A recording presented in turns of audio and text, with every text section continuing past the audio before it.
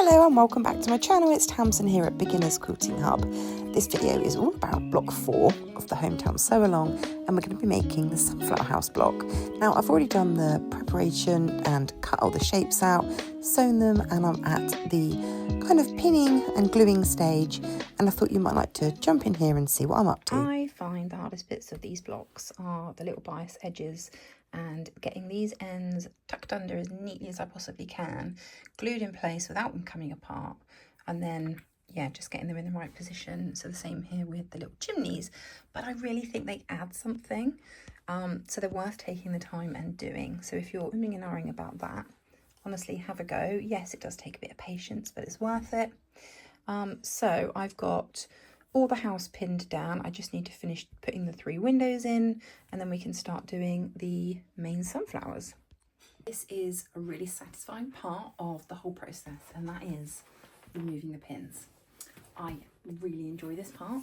It kind of gives you the first look at it all together, you know, without the pins being in place. So I use these really cute little pins. They are applique pins by Holt. And they're quite small. They've got a tiny little coloured sort of glass pin head, and they're about, let me see how long they are. So they're 1 inch, and then you have the tiny point. They are just perfect for this. This is a really enjoyable part of the process, just getting the pins out and then seeing the block nice and clean and fresh, ready for the hand sewing. I probably do pin quite a lot, but I like everything to be really well in place, give the glue a good chance to dry. And sometimes it might be a day or so between the gluing and the pinning and the actual final hand sewing. So by leaving the pins in until I'm ready to hand sew, just gives it a little bit of extra time for the glue to really take hold, and it makes sure that nothing moves in between. So let's get the pins out, and then the hand sewing can start. The next step, and I really enjoy this step as well. I keep saying I enjoy the steps, but I am really enjoying making this quilt, is actually picking through all my thread and colour matching them as best I can to the various colours in the block. Now, when I started this quilt, I did actually invest in loads of different colours, and I decided that I really only had black, white and like a kind of neutral beigey colour in my stash, and then I had a few kind of bright colours. But actually this quilt and a lot of Laurie Holt's fabric calls for a more delicate thread colour. So I went out and I splurged, and when the quilt shop local to me had a sale, I went and splurged and bought loads of new spools of thread, and I'm really pleased that I did. So I've gone through my very messy thread spool containers, and I've pulled out the colours that I think I'm going to use.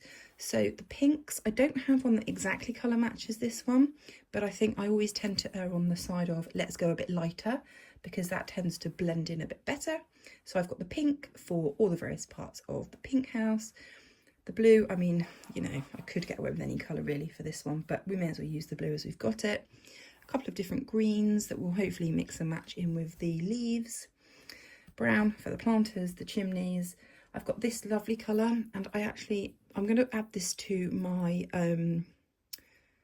to buy list. It's actually a fine embroidery thread, but it's such an unusual colour, and it just matches so well with these kind of neutrally light brown tones, and I've got quite a few of them in my stash. So this one here, which is for a later quilt that I want to make, in fact quite a few of these, they're going to be really difficult to colour match because a yellow is going to be too bright, but this just looks really good with all of them. So I'm going to make a note of what this thread is, and I'm going to definitely pick up some more.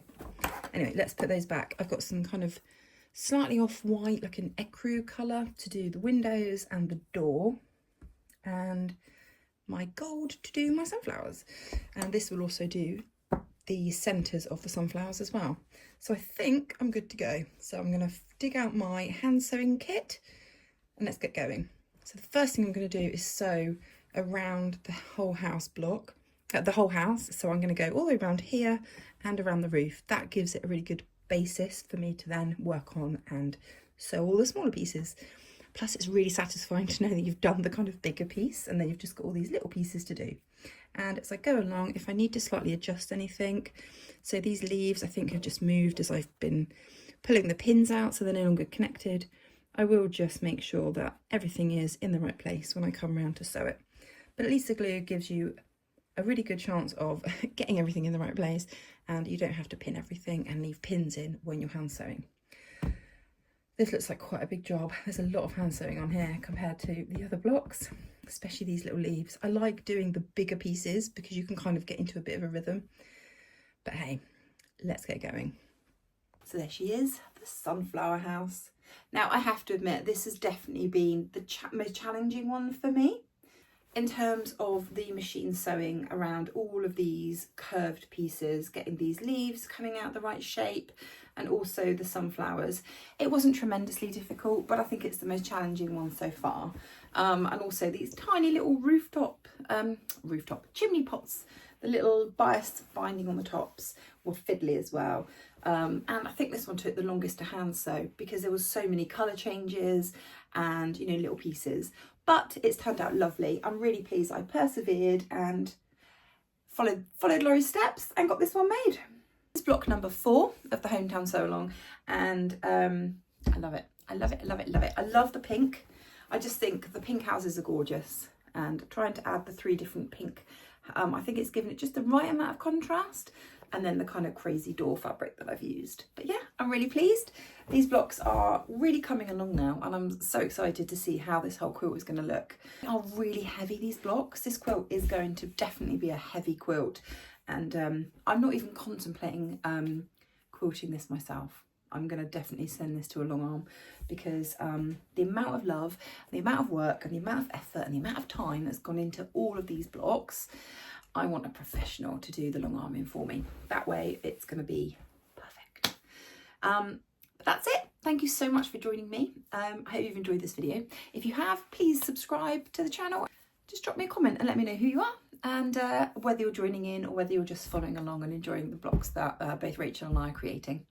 But for now, I will say take care, and I will see you in the next video.